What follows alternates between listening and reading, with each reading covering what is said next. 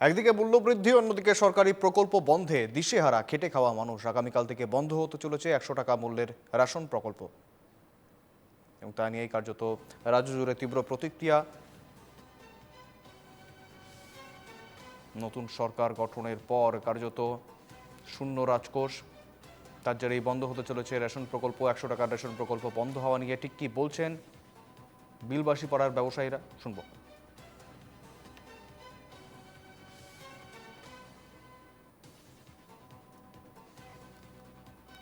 চাৰিওফালে মূল্যবৃদ্ধিৰ দাবানলে সৰ্বসাধাৰণ ৰাইজক কৰিছে জুৰুলা। ইতিমধ্যে যি 100 টকীয়া ৰেচন, সেই ৰেচনো বন্ধ হ'বলৈ ওলাইছে অনিৰ্দিষ্ট কালৰ বাবে। বন্ধ হ'ব 70 লাখ হিতাধিকাৰী, নাম কৰ্তন হ'ব। গতিকে এই মুহূৰ্তত মই উপস্থিত আছো বিলাসীপাৰাত, আৰু কিছু দোকানী আছে, ৰেচনৰ দোকানী আছে। মই সামগ্ৰিক পৰিৱেশ দেখাম যে কিছু ৰেচনৰ দোকানী আছে, আৰু তেওঁলোকৰ কি কয় তেওঁলোকৰ মুখেৰে কিছু কথা শুনিম। এজন খুৰা আছে, আপোনাৰ ওচৰলৈ আহিছো।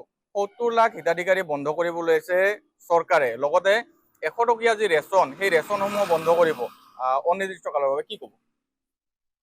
এইটো চৰকাৰে বেছি ডিচিশ্যনটো বেয়া ডিচিশ্যন লৈছে। কাৰণ ঘটনা হ'ল কি, যিবিলাক হিতাধিকাৰীয়ে পাই আছে, আজি আমালোকক তেওঁলোকে বাৰে বাৰে সুধি আছে। ৰাস্তাই ঘাটে আমি য'তেই যাওঁ তাতে সেই হিতাধিকাৰীসকলে আমাক কৈছে যে আমাৰ 100 টকীয়া ৰেচনটো বন্ধ হ'ব, আমাৰ কেনেকুৱা অৱস্থা হ'ব।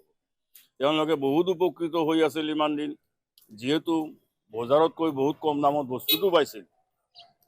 সেইকাৰণে তেওঁলোকে বঞ্চিত হোৱাৰ কাৰণে খুব দুখ প্ৰকাশ কৰিছে, আৰু আমালোককো কৈছে যে আপোনালোকে যাতে এইটো অলপ মুভমেণ্ট কৰি আমাক দিয়ে বস্তুটো, তেনেধৰণে ৰিকুৱেষ্ট কৰিছে হিতাধিকাৰীসকলে। আপোনালোকৰ কেনেকুৱা অসুবিধা হ'ব পাৰে?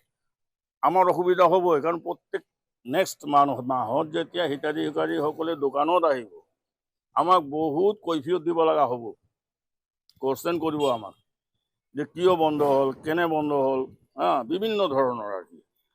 গতিকে ইফালেদি আমাৰ ডিলাৰসকলেও সেইখিনি বস্তু ডিষ্ট্ৰিবিউশ্যন কৰাৰ পাছত কিবা অলপ হ'লেও কমিশ্যন পাইছিল।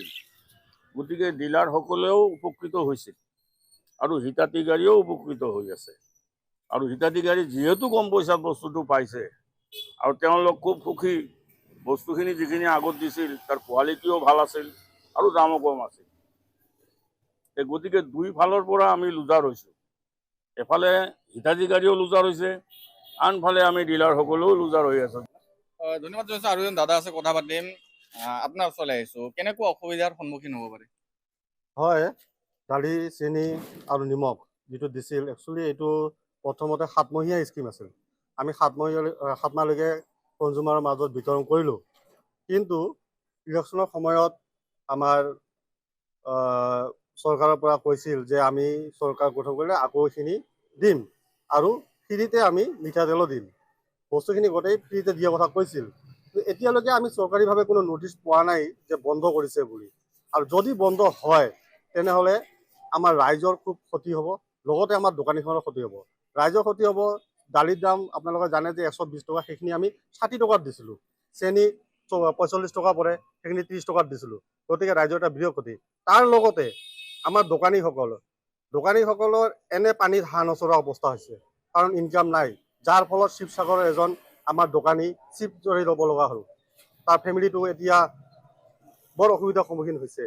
সেইকাৰণে ইয়াৰ পৰা আমি কিবা এটা কমিশ্যন পাইছিলোঁ, যাৰ ফলত আমাৰ অলপ আয় হৈছিল। এইখিনি বন্ধ হ'লে নিশ্চয়কৈ আমাৰ বহুত অসুবিধা হ'ব।